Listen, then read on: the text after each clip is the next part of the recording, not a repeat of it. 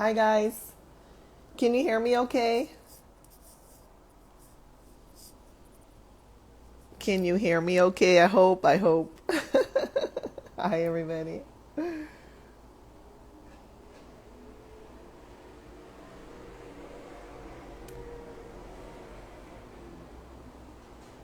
Ah, good. Thank you. Thank you. Good. Thank you. Okay. Hi everybody. We'll just wait for Harold. I know he is there he is. And when he sends me the request, there we go. And live.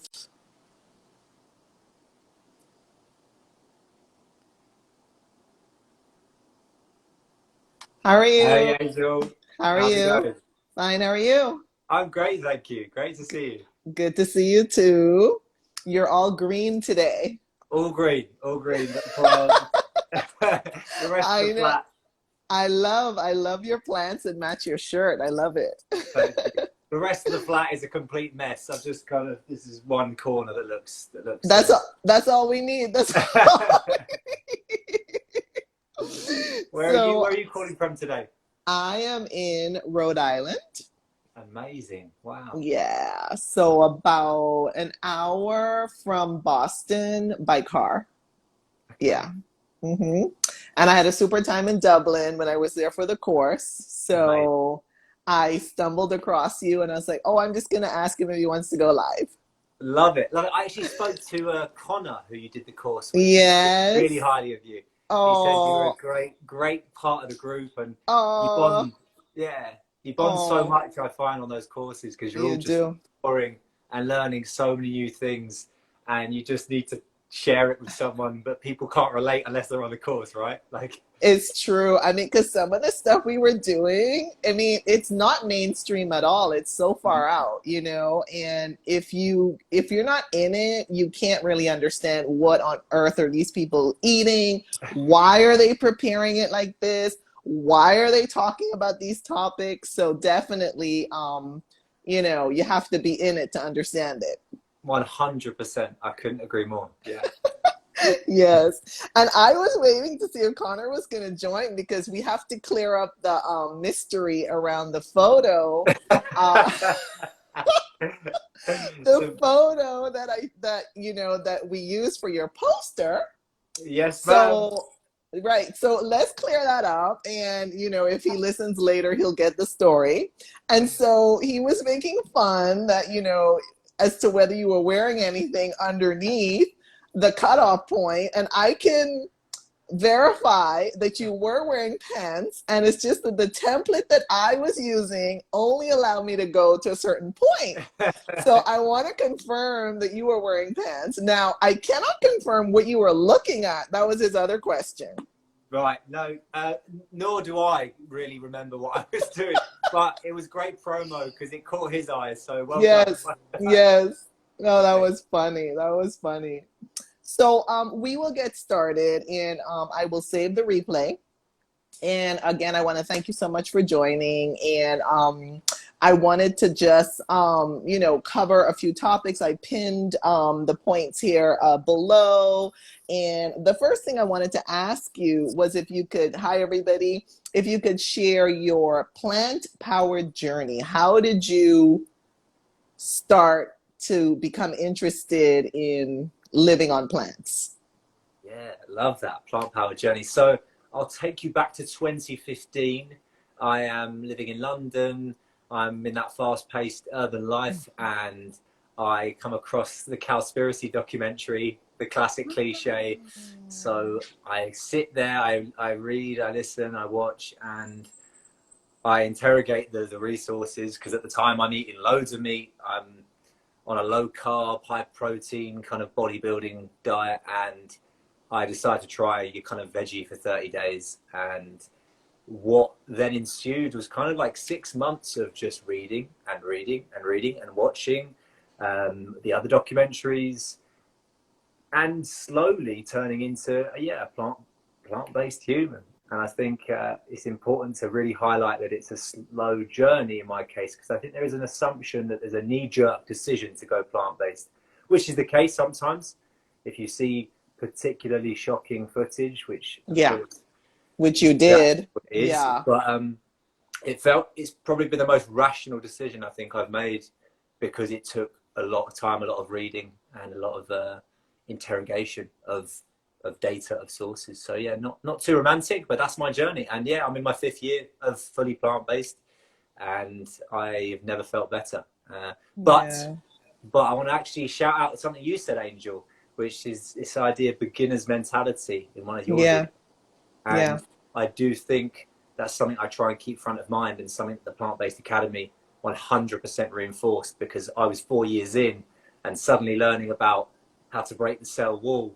And I know. I was, and I was suddenly realizing I'd been cooking in a potentially incorrect way from a nutrient absorption point of view. So, Exactly. Yeah, but in my 5th year, but beginner's mentality still, definitely. No, and I'm always rambling on about, we have to do our research, do our reading, follow people who are experts, quote unquote, who have experience, and then double check all of it. Don't just take people's word for it. Because and also what works for other people might not work for everyone, in terms of digestion, in terms of taste, etc. So that, I'm glad you mentioned Plant-Based Academy. So that was my next point, because we have that in common, that we took the same course with Darren. And shout out to Darren and all the. Darren. I love Darren so much. Oh my me goodness. too. I would do anything for his approval. Yes, I know, me too. And so I want to talk briefly about some of the insights and learnings, what you really took away from the Plant-Based Academy course. Yeah, definitely. So as mentioned, I was 4 years into my vegan journey when I started the course. And the top line I think that I took from the Plant-Based Academy is, it is an inconvenient truth that to not eat a largely raw diet is a less efficient way of absorbing nutrients. And that doesn't mean we have to be entirely raw, but I think there is an acknowledgement needed there, for the sake of being environmentally conscious, but also scientifically astute. And there are many dangers to preparing food in certain ways, which sounds a bit bleak, and I think falls on deaf ears, but it's something I've certainly incorporated into my life. So I'd probably eat 2 of my 3 meals a day raw now. Exactly. Yeah. And it's a journey, and I really enjoy sharing the information, but I think, from a veganism point of view, I think I'm more interested in people, transitioning to plant-based diet than going straight to raw, I'll be honest. Totally, because as you said, it's not accessible really for everyone immediately. And I know for me, I started on the junk food, then on a little bit of whole foods, and then I discovered raw, and I was like, oh yeah, this is how I like to eat anyway. So, of course, because I'm a curious person, if I see a yummy cooked meal somewhere on a menu, I'm like, oh yeah, I want to try that. So, yeah, of course. Yeah, absolutely. Yeah, so that's where I kind of get off track. I kind of go investigating other shall we say, taste buds, I guess, right? I like that word, investigating. You're doing noble work, and you're reporting back. It's an important part. It's an important part of sharing the vegan world. Yeah. Totally. And not everyone is going to want to jump on the raw bandwagon like 100% or 95% or whatever. And I know, like, I was quite shocked. Last year I was in last year I was in Prague, and it was chilly at that time, and there were so many raw vegan restaurants there. It was earlier in the year, and I was like, no, I can't eat raw. It's too cold. And of course they have beautiful vegan places there in Prague. So I just ate like cooked food there. And it was afterwards that I said, I think I really need to look into this raw thing, And then I ended up going to Darren's course. Yeah, no. Everything just kind of, it just fell into place. Yeah.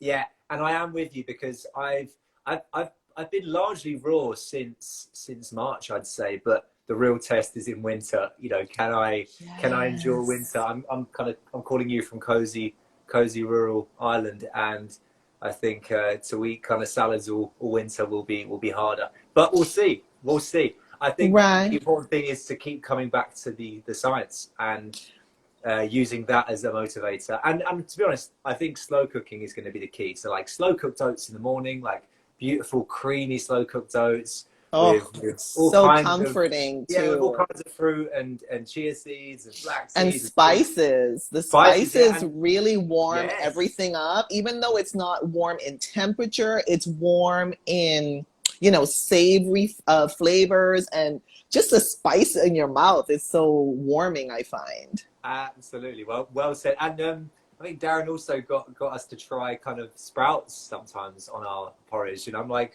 why not? Why not? 100%. Totally. It's a different kind of texture. But yeah, and also for evenings as well. I mean, I'm slow cooking a lot, so I think actually I put a poll on my Instagram only yesterday asking people did they know that raw doesn't necessarily mean cold, and the vast majority Exactly. didn't realize. So I think it's doable to be largely raw during winter if you slow cook a lot, an awful lot. Right. So we have Raw Vegan Meals my way here. And thank you so much for joining there, Raw Vegan Meals. And her comment is winter is hard, but doable. So there Like you it. go. I There like you it. go. I That's like it. awesome. Thank No, do you you. know, Thank like you. comments like that really motivate me. That's good to know. Yes, it's a good reminder. The vegan world can feel quite isolating, but to connect with people online who've done it, and in this case, done raw during winter, is so reassuring. So thank you for that comment. And yeah, we'll see. We'll see if I get through. And Raw Vegan Meals My Way makes really some of the most beautifully yummy meals that I've seen in terms of raw. And if you don't know her yet, I highly recommend you check out her page because she really, experiments a lot and just like, pushes the envelope and goes beyond like not just the cookie cutter raw meals, and she's always like experimenting with something, and it's really beautiful. So Okay. I would highly recommend. She says this is my second winter approach. Oh, you're Let's awesome. go. I would love her. I'd love her recommendations for Irish raw, because obviously I'm trying to eat local where possible. So I'd be curious to get recommendations on a kind of Irish raw winter diet. So she says, thanks so much from Scotland. So cold winters. So you Yes, guys have something in common. perfect. I've got no excuses now. This is You perfect. you have something in common, not too far away from each other. And she's saying it's doable. So Let's go. Let's I go. yeah, no, and I mean I went through last winter also, like mostly raw. Okay. And I think the spices really help. I think the fermentations really help because they bring up the heat. Not, as I said, not necessarily in temperature, but in kind of energy. That's how I find it. Very good. Very good. No, I'm actually really quite excited now. I'm a big Yeah. believer in social accountability as well within health. So even though we've never met, Raw Vegan Meals My Way, I feel like you're going to keep me honest. There we go. And we have Transform to Health, and she says Irish vegan here. All right. Go. Here- I will technically be Irish this time next year because it would have been 5 years. So I'll also be an Irish vegan then. Oh, so at the moment you're British. I mean, you're Yes. originally British. Yes. Yeah. Oh. Yeah. Because I did see some footage of you in England. So that takes us to your videos, your fitness. I am blown away by your videos. I mean, I think you need some kind of Academy Awards or something because they are so professional. They are so professional. Your sense of humor is amazing. Oh, And you cover such a wide variety in like a minute and something, like it's like, how is he doing all of this in like a minute and 20 seconds? you're So very, tell us very kind. about no. So tell us about these awesome videos and your fitness regime and all of that. Amazing. Yeah. Well, firstly, thank you. And shout out to my friend Frankie Hill, who taught me a lot of this. This was a big part of Oh, my lockdown. So yeah, I learned to edit and wow. and use a microphone thanks to him. So he's been amazing. But yeah, I mean, I suppose the health page was born out of a realization that health was a big part of my life, and I needed a space to kind of express that. Mm-hmm. And I didn't think my personal Instagram was an appropriate place, because health is quite delicate and people don't want to be preached at, and people want to decide to engage in content. So by having another page, you know, if they go there, they know what they're signing up for. That's it. Exactly. And it also gave me a space to be a bit creative. I wouldn't be a conventionally creative person, but it's fun to kind of inject some humor in there and play around with music. And yeah, I really enjoyed it. Getting quite sane during lockdown, and also felt like I was able to contribute something, because whilst of course, you know, the pandemic is nothing to do with my page, it's good to have health front of mind. And yeah, really enjoyed the process. The point of the page is, health more holistically. So my vegan activism, my vegan propaganda, as some of my friends call me, that would stay on my personal page. And then this is about health, and I've not scratched the surface. I want to talk about mental health, sexual health. I want to talk about public health, but a lot of it is nutrition and exercise as well, because it's more accessible and more broad. But I'm always open to recommendations. No, and I mean, you know, you were saying, you know, about now during this whole pandemic, and I think a lot of people have ramped up attention on their physical health, because, you know, everyone wants to have a strong immune system, you know, be able to resist whatever is out there, and because they've been able to stay at home, people are cooking more. And I actually even recently got this information firsthand from it's like a kitchen shop, like a home shop, where people go and buy, like, you know, kitchenware. And they were telling, the employee was telling another customer, that because people are at home more, they're cooking more. And I've seen people say, oh my gosh, I'm finally able to like try all these recipes and experiment. And, you know, because by force, they're at home.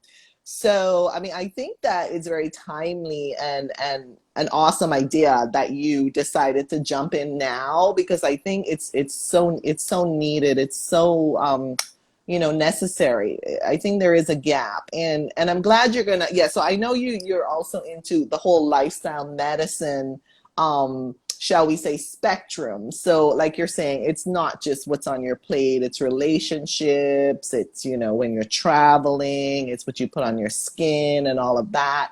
And so did you want to say anything else about the whole lifestyle medicine aspect of what you are trying to share?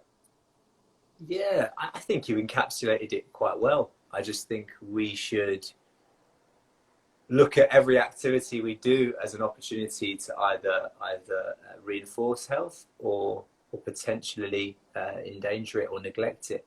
And that can sound a bit too serious and a bit too uptight, but I see it as something quite fun, as an opportunity to enhance our existence and our experience of life, you know. So yeah, I feel like it's again, it's very subjective. It's very subjective, but I can't contain it. So I thought, you know what, I'll make a little platform for it, and if people want to follow along, they can. And I'm really big on keeping it evidence-based where possible, doing a lot of experiments, and just getting people's feedback. And actually, I'll give an example. Actually, Angel, I made a video about water just this yeah week. I saw it. It was good. Like, there was mixed reactions, and actually I think that's really good, because the comments, I mean, I suppose there's an understandable amount of skepticism, because you're essentially asking people to go out and buy machinery and turn a machine on to get their water out, and it's taking minerals out of the water. It feels quite a bit clinical.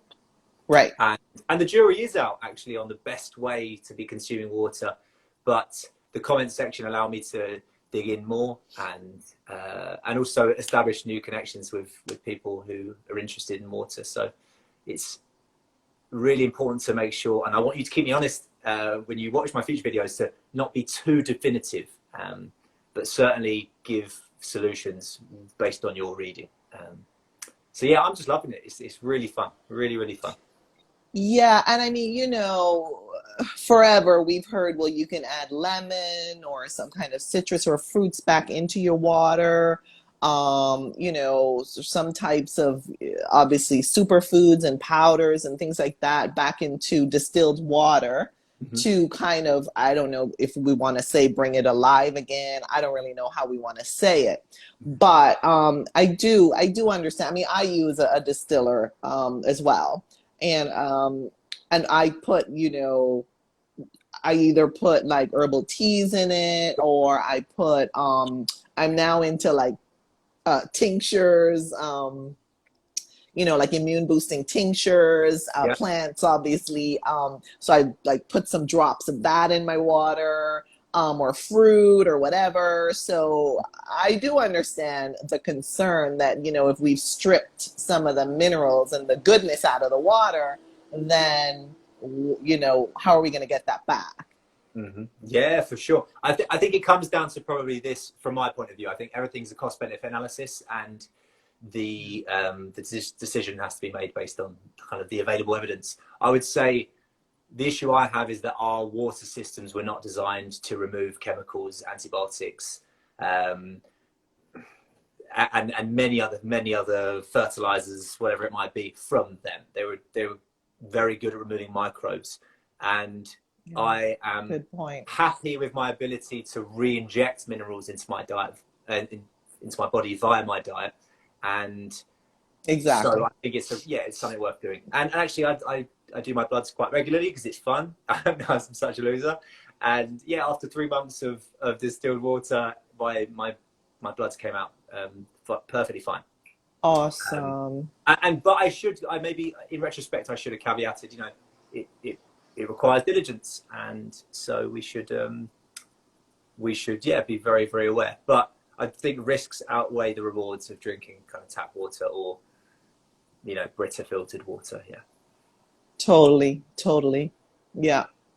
And so let's go. Well, I wanna actually touch back on the fitness aspect, because your body is like, the statue of David in the museum there. So I'm like, how on earth does he get this body to be like all these six packs going here?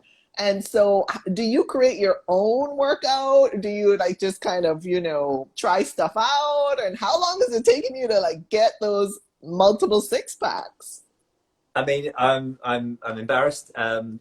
Thank you. I say that because if you met me at 18 years old, I did not have good genes at all. And I think just through pure insecurity, I started kind of exercising more. I'd always played football. I played football to a reasonable level. And so I wanted to get stronger. But between you and I, Angel, it was definitely because I wanted to feel more masculine and feel more strong initially. So I kind of went down the traditional kind of bodybuilding route and wasted many years, wasted many years kind of reducing flexibility and overeating and focusing on protein and so many animal products to build kind of like an artificial body. But yeah, the last 5 years have been an amazing undoing a lot of that. And actually lockdown was great because I haven't been to a gym since February, and I've learned that you can feel amazing and do really effective kind of short workouts from the comfort of your home with some equipment. I have bands, I have pull-up bar, but I saw a couple of videos in the park that you did. I'm like, oh my gosh. We could 100% do a workout in the park, Angel. You'd love it. The beauty is they're so short. Like, I think the hard bit for me is like, if I need to do it for an hour and a half, that's hard. But if I know it's going to be over in 20-30 minutes, I can kind of just lock in. And so to answer your question, it's always experimenting, definitely. But recently, a lot of body weight stuff, using weighted exercises, high intensity, but for not too long. Yeah. And actually, and sorry, last thing, like, I move. I don't like to say I train. I move. I'd say 6 days a week because my workouts aren't too intense. I can do them most days, and I think it's important that I'm honest there. If you don't like the feeling of working out, it's not a very sustainable thing to do, but I really enjoy it. It's my meditation. It's the way I unwind. So yeah. Yeah, it's like a moving meditation. And what is so great is that you can see results. Yeah, I mean, certainly, yeah. It's been a great way during lockdown to test not having a gym, but doing more workouts, but for less time. And I must admit, this is the place, ironically, where I'm least comfortable commenting on, because I've not done a PT course and I don't know the human body as well as a lot of sports professionals. It doesn't, yeah. I think empirical stuff is useful as well, and you know what works for you. Yeah. And yeah, I was going to say, I mean, you're actually sharing your personal journey. You're not out there saying, you know, I'm an expert in this. So I think it's really inspiring. Sure. I think it's very inspiring, you know, that you're able to show what you're doing on your journey. And if someone wants to jump on board, hey, let them jump on board, you know? That's it. And I want them to challenge me, because I want to learn. I really mean this when I say I think it's so healthy to enjoy being challenged, because you invariably end up learning more. And sometimes I was wrong. And thanks for teaching me. In fact, somebody on the call just here, Ogie Hollywood's taught me a lot about incorporating, I suppose, more CrossFit workouts or movements into my training, which I previously would have been really anti, but it works for him. I trained with him a few times, and you can kind of borrow little pieces, you know. But exactly. I couldn't be a full CrossFit league, and it'd be too much of a label to carry. A walking cliche. No, but that's cool. See, because I mean, at least, like, you know, you have a community, you have people you can share this journey with and learn from. They learn from you, so it's good. For sure. And you get to meet you as well, Angel. That's definitely. So that brings me to the topic of, you know, you're a vegan millennial.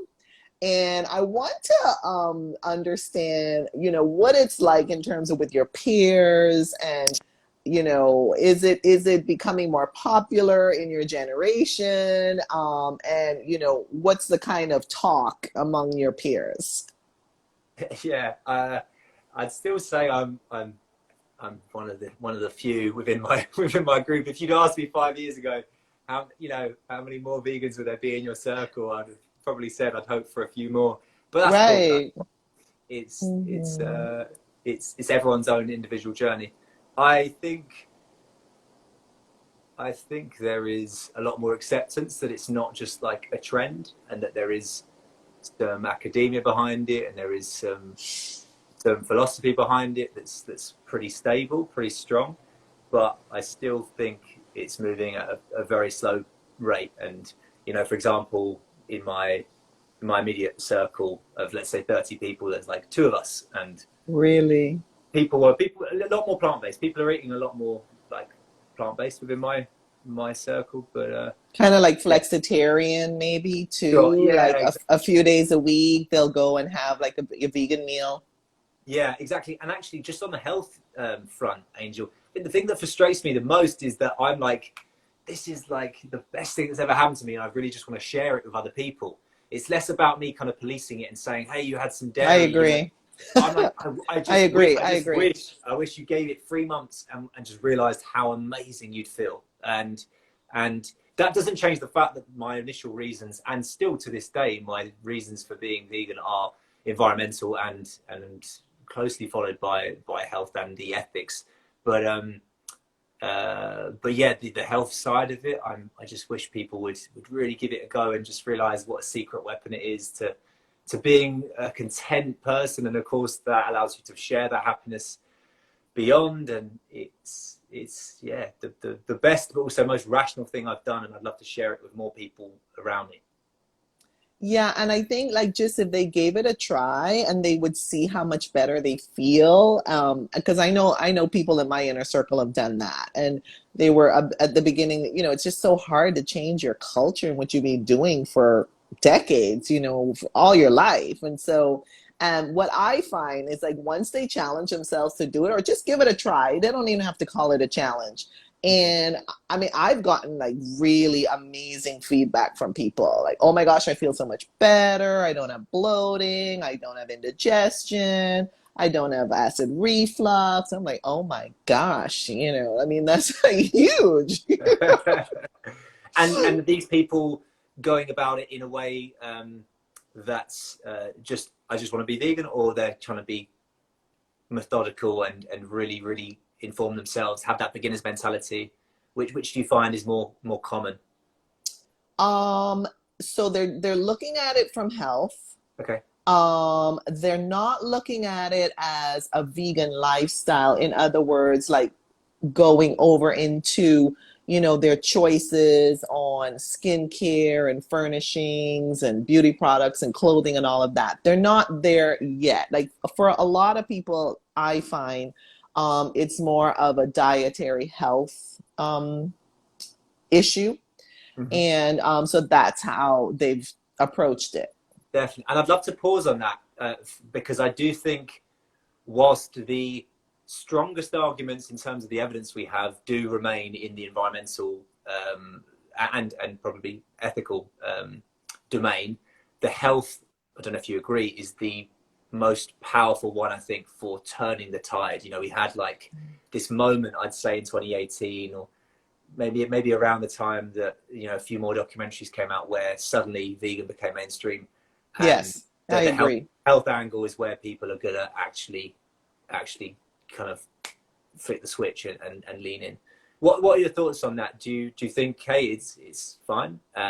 Or do you think there's a danger of the more meta reasons for being vegan being muddied and forgotten?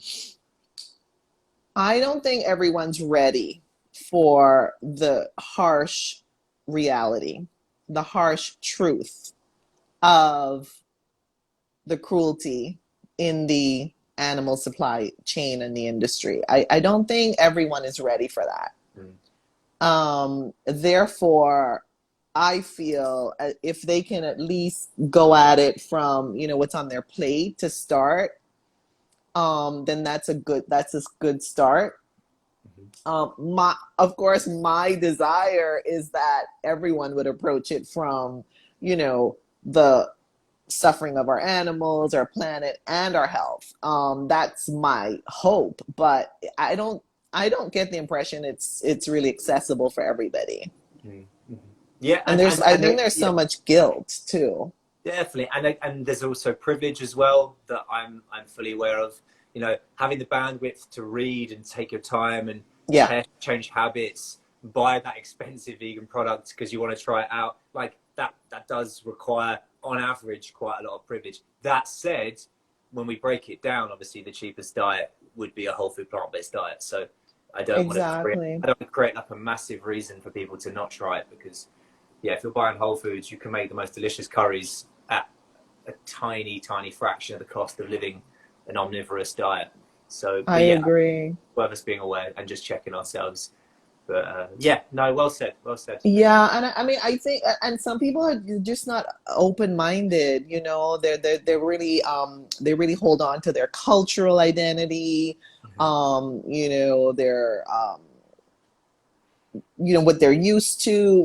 We're creatures of habit. Well, I've always eaten this. This is what I know how to make. That's why it's so cool when I see new vegans veganizing their favorite traditional standard diet meals, because that's a way to I guess break the cultural change or bridge the gap, and not just say, well, I've always done it. I don't know how to get this taste, and I don't know how to satisfy my cravings and all of that. So I think it's really cool when they veganize stuff. Oh, for sure, I agree. I mean, I wouldn't have managed the transition without fake meat, which now I'm like a snob about. I'm like, oh, I don't want that fake meat, but actually, like, it definitely got me through the first 2 years, I would say. Yeah, no, and I started on veggie burgers, vegan burgers. Yeah, I started on those as well. I mean, and just like the other day, because there's a vegan place here, and I hadn't tried their vegan burgers yet, and I was like, hey, you know what? I'm just gonna try one and see what it's like. I always try. Yeah, sorry. I agree. Yeah. You got to try it to support. Yeah, exactly. So, but yeah, I just don't think I don't think we can expect 100% from everyone at this. I don't think so. Of course, yeah, no, 100%. Everyone. I'm quietly confident we're going to see this sudden turn of the tide, and it's going to be generational. My hypothesis is that your average, the kids born today will be largely plant-based through culture, ironically, because they would have grown up with so much access to information and media that we didn't see, that I think we're going to see quite a large shift. I mean, in the UK, 2% of Brits are vegan, 1% for ethical reasons, 1% for lifestyle. So really, based on that trend, you're thinking, wow, we've got a long way to go. But I think we're going to wake up in like 2030 and it's going to be suddenly 20%. It would have jumped just through kind of older generations no longer being with us and young people being largely plant-based because they would have been educated about it. Yeah. Yes, and a lot of schools are implementing, meatless days. It's a lot of I twice recently on my radar has come across this whole thing about the veto vote, where if a group of friends are going out and there's a vegan or one or two vegans in the group, they will only go somewhere where that vegan has options. Therefore, there are restaurants, cafes, etc., that are losing out on business because they will not leave their friend. They will not throw their friends under the bus and leave them with, eating French fries and some lettuce. They're going where they're going to actually get options. So I'm just so happy to see that that's a thing. I agree. It's happening. No, it's nice. There's this. I don't know if you've seen Carnage. It's a mockumentary by Simon Anstell. No. He's a famous British comedian, but he's pretty niche, and he has this pretty good sketch that basically points to this idea that eventually, you mentioned one vegan being in the group, but eventually we are going to get to the stage where you can have 4 vegans out and 1 meat eater. Wow. And he says it's kind of going to be awkward because there's just going to be one person that yes. And I mean, we're a long way from that, but I look forward to just slowly social cues leading people to being more plant-based and ultimately vegan. We're going to get there. We're going to get there, but we've got to be patient. And sorry, what I'm finding, I just want to say what I'm finding, just through traveling around too, is that for what I've observed is that vegan or vegan meals or vegan restaurants have become an option in addition to, I feel like pizza tonight. I feel like Thai tonight. I feel like Chinese tonight. And so what I've noticed is a lot of people who are not vegan, however, they are open to the option of a few meals a week, etc., that are cruelty-free. And so I think it's a step in the right direction. Definitely. I know 100%. And the data reinforces that. It's very clear that people are aware from a health point of view, at least, that having a few plant-based a week is good. That said, and sorry to be super cynical, I think we shouldn't stop and celebrate that too quickly because we're so far against the clock that we need more than meat-free Mondays. We need people. I agree. We need people to see it as an absolute staple that they have a few days a week plant-based, and then we'll be gentle for their remaining, let's say, 3 or 4 days. But we can't be celebrating 1 day a week. No, we haven't got time. No, I agree. Well, that's why it's so good what you're doing, and I do want to move on to the next point because it kind of, I guess, links into the naysayers, the critics, in terms of what you've experienced on your journey and how you kind of handle that. Yeah, I'll give a shout out to ℚ𝕒𝕒𝕚 for this one. He taught me, just through his street activism videos about the Socratic method and how if you can focus on being the one asking questions calmly, my goodness, you can have a productive conversation and let people, work out for themselves whether they agree with a scenario. Asking, do you believe in cruelty to animals? No. What are your views on animal agriculture? Would you eat a dog? No. Would you eat a cow? No. Why not? But all you're doing is asking questions and being really patient with where their mind goes. I think I've learned a lot about logical fallacy as well and how to pick up on it. So like you said earlier, appeals to culture or an appeal to tradition. let people work out why just saying that they've done it this way for a long time is a problem and isn't necessarily what they agree with, right? You know, by the same logic, you know, women didn't used to be able to vote. That doesn't make it okay, right? What's legal, what's traditional is not necessarily moral. So that's definitely something I try and do. Of course, I have moments where I'm just like not patient, which is bad, I know. Mainly with friends and family. Would you agree? It's ironic that we're less patient. Is it? I think it's because we have unconditional love from them. Yeah, and we're not always on our best behavior with our inner circle, but we are on our best behavior with strangers. Yeah, I'm a politician. I'm a politician when I'm out in public. Yeah, diplomatic. You're diplomatic. Insufferably, apparently. But yeah, and I think the thing I'd like to also just say out loud is the only thing that truly frustrates me is not the cliches of, you don't get enough protein. It's the assumption that it's by definition sacrificial to be vegan, that it's incredibly hard.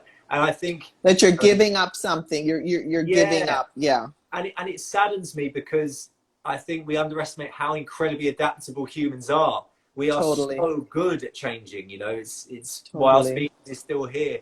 And so it saddens me that people don't have enough self-belief and that just assume that my life is less enjoyable and less happy because I've given up the taste of flesh in my diet. It saddens me.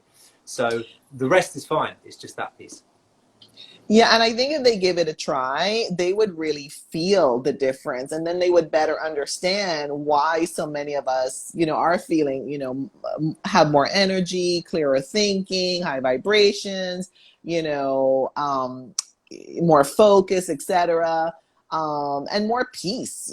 Just feeling more peaceful about the world, everything, ourselves and what we're doing, and compassion and all of that. Yeah. So I really, I feel like if they give it a try, but I don't know. I find it's just best to lead by example. And if they're curious, they'll ask you questions. When they're ready, they'll come, I agree. Except for with my immediate family, because I have been nothing short of a pest with my immediate family. And it has worked. It's not been very stylish. I've worked in sales, and if it was a pitch, it wouldn't be a great pitch. But I've just more or less coerced my dad, for example, into quitting dairy, and thrown every stat at him. And he's had his cholesterol checked. He's now 1.5 years without dairy. His cholesterol is at 3.4, which under 5 is good. Okay, good. It's amazing for like a 66-year-old who's been on kind of cholesterol controlling tablets for 15 years. So I think if I'd led by example, he'd still be having milk from the milkman. So I think with some people, sometimes you have to give them a little push. Yeah. I think, and also the sense of urgency, right? I save my energy with people who I'm not as invested in. I know it sounds a bit cynical, but my father is someone I want to put a lot of energy into. Totally. Yeah, I want his health to be good. And I owe him at least that. He looked after me as a baby. Like he deserves to be looked after, at this stage, even though he doesn't need it, No. But I think it's just a lack of information. Yeah, exactly. 100%. Yeah. And also the conflicting sources, and marketing. The medical all system. The marketing. Yeah. No. No, they'll write your prescription. That's it. Exactly. Yeah. And again, yes, exactly. So what's your advice for non-vegans? How do you if they say, hey, I'm kind of thinking about, this whole vegan thing and but I don't really know what to do. I don't know really where to start. What do you say to them? Yeah, I think about a year ago, I would have said, watch Cowspiracy, watch Earthlings, watch Game Changers, and then it will be sorted. I have changed my mind. I think it's about creating habits that are very easy, or structures that are easy to implement and kind of accidentally become a vegan. For example, doing your shopping online, so that when you're not going into supermarkets as often, you're not as tempted to buy incredibly well marketed products that are at buy level, eye level, and essentially remove the stress from this situation. I would say. I would also say, instead of kind of, I mean, you're proof that you can make incredible food and celebrate it and discover amazing places. But I would probably say, do you know what? Learn 6 recipes really well. Your go-tos. Yeah, learn some go-tos and trust the process, that you won't get bored of them. And of course, I'm not saying only have 6, but just have those, because the weakness, kind of your backup, recipes. Yeah, exactly. And then see how you get on. Another thing I would maybe say is, like, yeah, so you got 21 meals a week, roughly, right? Let's work out, okay, what do you have at breakfast? Like, could you have the same thing for breakfast? Would that suck? If they're like, no, I like that, perfect. Let's just choose one thing. Boom, we've got 7 meals done, you know? We're already done, we've already done 7. What would you like to have for lunch? Lunch might change a bit more, you know, we need to be sympathetic to people who are working, you know, run to the store at lunch. Okay, so maybe that won't be the place they necessarily nail it, but have an idea in your head, okay, I can have falafels and I can have salad and blueberries, I don't know. That sounds like a terrible meal, but just try and plan it so ahead of time, so you don't have to have those stressful moments. And then same with dinner, just like, instead of saying, okay, I need an Italian night, a Mexican night, a Chinese night, an Indian night, say, like, how about I learn like 4 dishes and they're all kind of variations of each other, so that I have go-tos. Always have rice in the cupboard, you know, always have some veggies.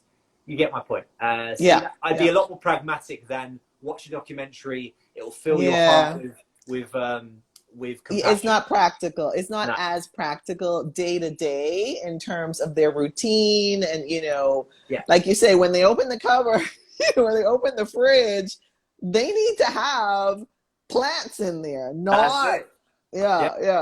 What's your go-to meal, like, in the evening, just to be like, you're not even thinking, you're in autopilot? I always have a lot of fruits on hand. Nice. So I honestly just eat loads of fruits. I can eat 5-6 fruits for a meal. I'm happy, honestly. I might make a smoothie. I might combine some sweet and savory and, you know, some spices and things like that. But my go-to, honestly, is just raw, fresh fruit. I love it. I mean, just the flavors, all the juiciness, you know, the textures, the colors. I mean, I'm just like, you know, dancing when I'm eating, because it's just so beautiful, you know? It's like inherently tasty. There's something to celebrate in that. Nothing has been done to that food. It's just grew and it tastes good. I agree. That's my thing. And then of course I have seeds and nuts, so I will, you know, eat, you know, munch on some of those to go along. But honestly, for me, it's just fresh fruit as always my first choice. Nice. Yeah. So okay, we're almost at our hour here. So what are your current and future planned powered projects? What do you what are you up to, and what are you thinking of doing? And also, how can people contact you and collaborate with you? Amazing. Yeah, thank you again for having me, by the way. It's so fun to connect with somebody who's been on a similar journey. I try not to be too kind of predictive. Not that I'm against the idea of kind of manifestation, but I think I want to carry on the journey with ℍ𝕐𝕒 Talks Health. I think alongside that, something I didn't share is that I work within health and nutrition marketing. So I support companies within this space who are looking to grow, acquire more customers. So I think I'd like to bring what I've learned through my professional work to the ℍ𝕐𝕒 Talks Health side, as a way to empower people to make sensible food decisions and look out for marketing gains and advertising gains, because it's, again, just an opportunity to be more in control. And that's not to say don't buy products, but be aware of buzzwords, be aware of what's in the food. And I think that could be a nice way to contribute. You mentioned, like, there's a gap. I want to make sure I'm filling a gap, not just being another kind of health and nutrition vlogger, because we have lots of them and they're great. You know, I don't need to step on their toes. No, but everyone has a niche and everyone speaks to a different audience. And so, for you, you're a millennial, you're a guy, you're into fitness, you're into lifestyle medicine, you're into, you have a great sense of humor. And so everyone appeals to a different audience. That's what I feel. And based on my marketing education, that's what I know. Mhm. And so I don't think that you should, anyone should feel out there that, oh my gosh, well, there are a million other ones like me. No, there's no one else like you. So, you will reach the people who need to hear what you're saying, what you're Mm. sharing. I appreciate that. You're right. That's very kind of you to say that. You're right. It's important. I don't shirk the opportunity to enter a space where there is already many people doing great things, because there's always a subset of people in that space Yeah. who are looking for another angle. So I appreciate that. Any advice you have to me from your extensive network of things I should explore or maybe lean more into, potentially for people on the East Coast, if you know kind of that audience more? You mean East Coast of US, right? Sure. Yeah. Yeah. I'm just like, not Ireland, right? No, yeah, East Coast of Ireland. Yeah. No, definitely No. US.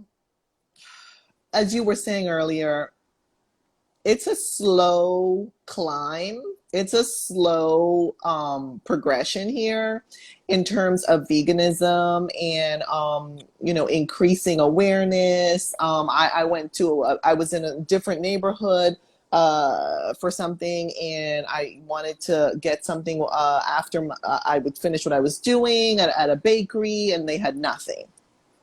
They're like, no, we don't have anything that's vegan. I'm like, what? What I have learned recently is it's really cool, like for places like that, which I'll get into on my own as well. We have a question. Actually trying to make them more aware that vegans also deserve choices. We are a part of the market. We are a part of the demand. This whole veto vote, where if friends go out, they're not going to go to your place if you don't have vegan options, and make them really understand. And yes, they do have to train and educate their staff, et cetera, et cetera. And there are people out there who are doing that, for the whole restaurant world. So that's one thing I want to start doing more, to be honest with you. And the other thing, for you, I would say, do what you love to do, and you will attract those people who are interested in the same things. Fitness, you're all into that, lifestyle medicine, in terms of relationships. You mentioned some of the important areas earlier, sexuality, mental health. Those are huge, huge. Just with this whole global situation, there's so many people struggling, in terms of with the isolation that we're going through, the social distancing we're going through. If those are some of your passions, I would say just try to develop those from your own authentic perspective. And you will attract the people who really need to hear from you and who need to learn from you, and you learn from them. Always just stay open-minded.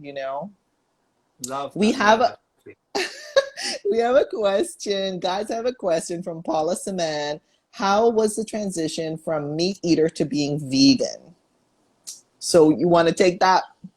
I can Sure. take Yeah. that. It's totally subjective for me. I'd love to hear yours as well, Angel. I would say it's a slow and steady one.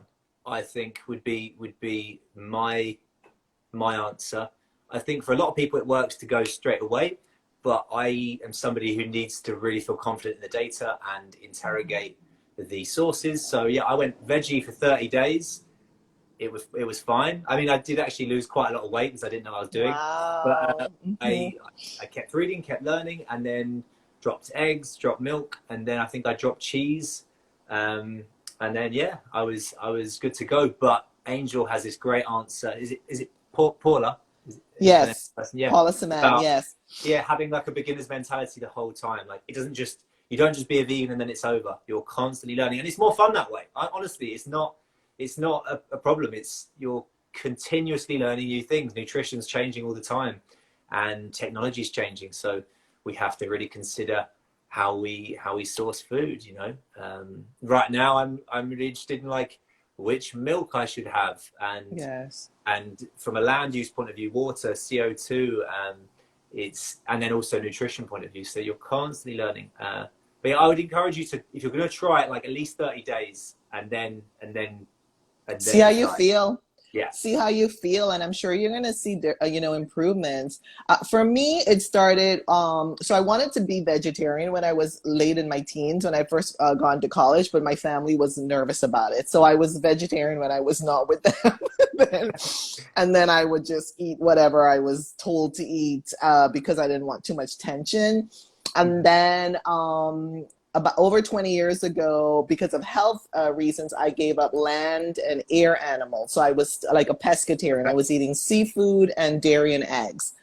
I also then realized I am lactose intolerant. So then I gave up dairy and replaced it with plant milks because, or plant dairy because it just wasn't helpful for my health. I was just really suffering with a lot of indigestion, etc. And then I learned about eggs. Just as I learn and learn and learn, I learn where eggs come from and how they're produced, et cetera, in a very unnatural way. And they could potentially be chickens. Like if they were fertilized, if they were left alone, they could have been chickens. I was like, oh, no. Then I don't want to eat those either. So I stopped eating like whole eggs. And then whenever I was out, if there were, eggs or dairy in a product, because in those days there wasn't anything called vegan that I knew of. And so I would just I would only eat it if I were out, out and about. And then once I saw like when I could travel and there were actually like vegan meals on the menu, I was like, oh, no, then forget this. Then no, there's no excuse anymore because I could eat cruelty-free by myself, but it was when I was traveling, I just had such a hard time. And so honestly, for me, it's been like, a long journey, like from my teen years to now. And I just had to like learn how to eliminate slowly. And really kind of work around a lot of the social pressures that were existing for me in terms of no, but you need your protein. Why aren't you eating cheese? You need protein. And I'm like, no, I had some nuts, I had some beans, I'm okay. Oh, okay. You had nuts and beans. Okay, you're good. So, and how many years has it been for you since you've been vegan? Right. So fully vegan, over 2 years, fully vegan. Before that, it was just, fish a few times a year. As I said, when I was going out, I would eat whatever was there in terms of dairy and eggs, but not meat. I'd given up meat over 20 years ago. Oh, wow. Yeah. Okay. Yeah. You came across this information a long time ago. Wow. That's amazing. Yeah, well, because I don't know, I was always just attracted to that whole vegetarian idea, because in my day, the thing was vegetarian, and I never enjoyed eating meat when I was growing up. I just did it because I was told to do it. But whenever we had the choice, if we were out somewhere, I didn't choose meat. It just never was something I enjoyed. So yeah. God. Oops, it's telling me I have 1 minute and 6 seconds. Oops, remaining. Okay. Well, listen, how can people contact you, Harold? Yeah, so at my Instagram, Harold Talks Health, DM me. I promise I'll get back. Please give me feedback. That's what I care about, ideas and feedback. I won't get offended. I love this journey. I like meeting new people who are interested in health holistically. And thanks so much, Angel. Great to meet you, and we'll be in touch, I'm sure. Yes, and thank you to Harold for taking the time. I'm going to save it now, put it on IGTV, and put it in stories. And yes, we'll be in touch. So take good care and have a good evening. Thank you. Bye-bye. You too. Bye-bye, everybody. Thanks for joining. Bye-bye.